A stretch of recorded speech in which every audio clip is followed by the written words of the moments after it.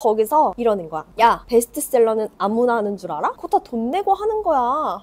아시죠? 딱 그 제 도끼의 버튼이 눌리는 타이밍이, 야, 네가 어떻게 해? 그거 아무나 해? 거기서 눌린 거예요. 결국은 제 책은 예약 판매 30시간 만에 베스트셀러 딱지를 받게 됐고, 첫 책 치고는 되게 잘 팔렸어요. 오늘의 도끼부여 주제는 책 쓰기입니다. 처음에 책을 막연하게 쓰고 싶다고 생각했던 첫 번째 시기는 2022년 1월달이었어요. 드로앤드루님의 럭키드로우 책이 나왔었는데 그 책을 읽고 되게 제 가치관하고 비슷하다 이렇게 느껴가지고 나도 그럼 책을 한번 써보고 싶다 막연하게만 생각을 하게 된 거죠. 근데 늘 누구나 그렇듯 소망은 소망으로만 남겨져 있었는데 이 소망이 실천으로 꺼내진 그 도끼부여의 계기가 있었어요. 그거에 대해서 얘기를 해드릴게요. 제가 이거를 타임라인을 정리를 해서 왔거든요. 그 먼저 얘기를 해보면 2022년 1월 달에 처음으로 책을 한번 써보고 싶다 막연하게 마음을 먹게 됐었고, 그런 다음 바로 다음 달 2022년 2월부터 4월까지 2달 동안은 개인적으로 이제 엄청 안 좋은 일이 있어가지고 완전 무너지게 된 거죠. 그 다음 2022년 4월 달에 정신 차리고 뭐라도 해봐야겠다 이렇게 마음을 먹고 블로그 글을 쓰기 시작했어요. 근데 블로그 댓글에 예전에 호주 유학 갈 때 알고 지냈던 유학원 사장님한테 연락이 온 거예요. 여기를 전화 좀 줘 이렇게 하면서 연락이 왔었는데 호주 유학원 마케팅을 도와줬으면 좋겠다 해가지고 블로그랑 네이버 카페랑 유튜브 온라인 마케팅을 같이 일을 하게 됐는데, 알고 보니까 그 사장님이 한 달 전에 자기계발서 신간을 낸 작가가 된 거예요. 그럼 안 그래도 책 쓰고 싶었는데 책 쓰기에 대한 정보를 알 수 있겠다, 얻을 수 있겠다 이런 기대감을 가지고 일을 하기 시작했죠. 그 사장님이 제가 책을 쓰고 싶다는 마음을 파악한 뒤로부터 가스라이팅을 하기 시작하는 거예요. 책은 아무나 못 쓴다, 혼자서 절대 못 쓴다, 책은 무조건 돈 들여야 한다, 나한테 돈 주면 책 내게 해줄게, 아니면 나한테 돈 내면 출판사 사장 소개시켜줄게, 이런 식으로 계속 가스라이팅을 하는 거예요. 근데 이거를 제가 회사에서 가스라이팅 당해서 공황장애가 생겼잖아요. 그런 경험이 없었으면 아마 그 사장님한테 놀아났을 거예요. 그 촉이 있거든요, 저는. 이 사람은 가스라이터다, 약간 이런 촉이 있어가지고 그래서 도망 나올 수 있었는데, 그때 당시에 자기가 책 쓰기 강의를 할 건데 50만 원을 주면 책을 내게 해주겠대. 그럼 출판사 사장을 소개시켜 주겠대. 제가 이미 전에 인스타그램에서 책 쓰기 무료 컨설팅 해가지고 간 적이 있었어요. 근데 1000만 원을 내라고 하는 거예요. 그래서 그 1000만 원을 호되게 당한 적이 있기 때문에 이거 아닌 것 같은데 라는 생각이 든 거죠. 처음에는 사실 별 생각이 없었어요. 근데 이게 어떻게 도끼부여가 됐냐에 대해서 얘기를 해보자면, 첫 번째는 자꾸 이제 자기한테 돈을 내라 그러면은 내가 책 내게 해준다 라고 얘기를 하는데, 저는 이미 SNS의 힘을 알고 있었거든요. 사장님한테 저는 제 SNS 키워가지고 제 걸로 마케팅을 할 거다, 그걸로 꼭 베스트셀러를 만들 거다 이렇게 얘기를 했더니 딱 거기서 이러는 거야. 야, 베스트셀러는 아무나 하는 줄 알아? 그거 다 돈 내고 하는 거야.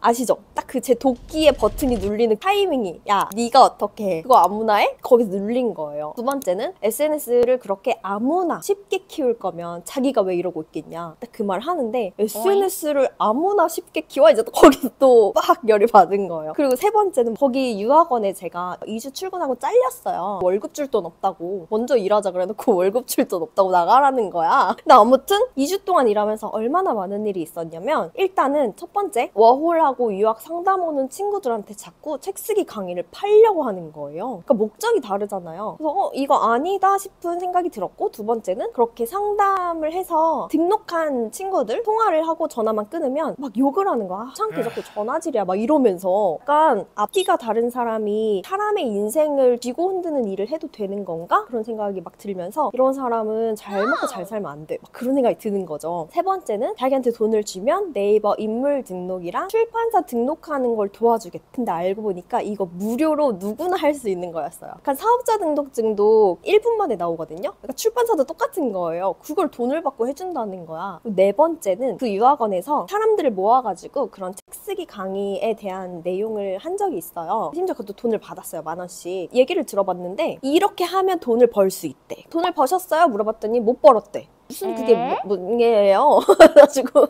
이거 뭔가 잘못됐다. 이런 사람이 잘 먹고 잘 살면 안 된다. 근데 이런 사람이 나한테 네가 어떻게 해를 한 거야. 딱 그 타겟이 정해진 거예요. 내가 이 사람보다는 무조건 유명한 작가가 되겠어. 베스트셀러 나한테 못한다 그랬어? 내가 한번 만들어 보겠어. 이렇게 된 거죠. 소망으로만 남아있던 책 쓰기가 실천으로 옮겨지게 된 거예요. 어떤 마음이었냐면 이 사장님보다는 무조건 잘 살아서 이렇게 멋모르고 당하는 사람들을 어떻게든 내가 한 명이라도 더 구해야겠다라는 생각이 처음엔 강했어요. 근데 이게 끝이 아니에요. 한 달 있다가 연락이 또 온 거예요. 잘 지내니? 이러면서 연락이 왔어요. 답장을 안 했어. 그랬더니 또 며칠 있다가 저번에 내가 잘 지내냐고 톡 보냈는데 답이 없네? 이렇게 온 거예요. 긴 장문의 문자를 보내면서 이제 사장님이 저한테 연락을 안 해주셨으면 좋겠다. 뭐를 또 이용해 먹으시려고 연락하시냐? 막 이렇게 연락했었거든요. 그랬더니 미안하단 말도 없이 차단당하고 그랬거든요. 그때부터 바로 정신을 차리고 나서 온라인에 책 쓰기 클래스를 찾아봤어요. 그때 막 광고로 떴던 게 손임천 작가님이 뜬 거예요. 그때까지는 누군지 몰랐거든요. 그 당시에 인스타그램 팔로워가 29만 정도 됐었고 지금은 제가 찾아보니까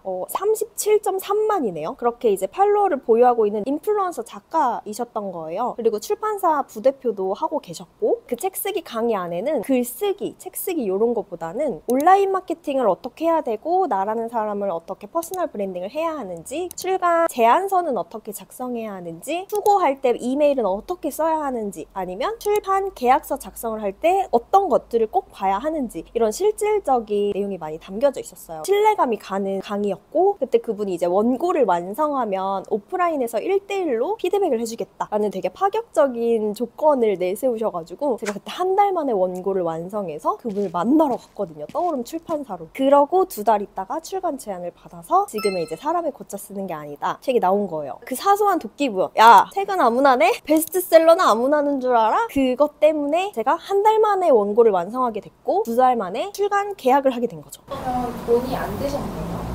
책 쓰는 과정에 있어서 완전 안 들었어. 굳이 돈 들은 거 따지자면 떠오름 출판사 가는 차비? 그 정도? 유학원 사장님이 그 사실을 아시나요? 알지 않을까 싶어요. 왜냐면 그 당시에 사무실에 왔던 사람 중에 제 인스타그램을 계속 보시는 분이 있더라고요. 막 가끔 좋아요도 누르고 스토리도 뜨거든요. 알지 않을까 싶어요. 그래서 결국은 제 책은 예약 판매 30시간 만에 베스트셀러 딱지를 받게 됐고 첫 책 치고는 되게 잘 팔렸어요. 제가 기대했던 것보다 많이 팔렸다고 생각을 하고 제가 세상에 알리고 싶었던 메시지, 책으로 영향력을 끼치고 싶었던 것까지도 지금까지는 다 잘 실천이 됐다라고 생각을 합니다. 예를 들어서 출판 아무나 하냐 이런 말 들으면은 그걸 어떤 사람은 맞아 난 아무나 하니까 못하지 라고 받아들일 수도 있고 왜 난 못해? 라고 받아들일 수도 있잖아요. 가스라이팅을 당하면은 거기 수능을 할 수도 있고 거기서 튀어나올 수도 있는데 어떻게 튀어나왔다고 생각을 하세요? 저는 그 기준이 있어요. 저의 명확한 도끼부여 버튼이 있거든요. 소위 발작 버튼. 네가 그걸 어떻게 해? 거기서 딱 와요. 그래서 이게 본인만의 그 발작 버튼이 뭔지를 알아야 돼요. 잘 생각하면 항상 내가 화가 나는 말이 있었을 거야. 그 말을 도끼부여로 삼았으면 좋겠어요. 그 화난 거를 무시하지 않고 그걸 동력 삼아서 네, 맞아요. 화난다고 부들부들 막 이렇게만 있지 말고 제가 저번 에피소드에서도 얘기했거든요. 저 새끼를 조지겠어. 이렇게 딱 한 명만 붙잡고 쟤를 이기겠다는 마음으로 하면은 명확한 동기부여가 돼요. 늘 그렇듯 제가 항상 강조하는 게 그거잖아요. 독한 마음을 가지고 그걸 동기부여로 활용을 해서 나를 움직이자, 실천을 하자. 그러면 인생이 바뀐다. 이런 썰들을 앞으로도 많이 들려드릴 텐데 이거를 그냥 보면서 맞아 이렇게만 하지 마시고 꼭 본인이 화가 나면 동기부여로 바꿔서 실천을 하셨으면 좋겠습니다. 그리고 그 출판 관련해서 동기부여는 이게 끝이 아니에요. 또 있어요. 그거는 또 다른 에피소드로 갖고 오도록 할게요. 끝!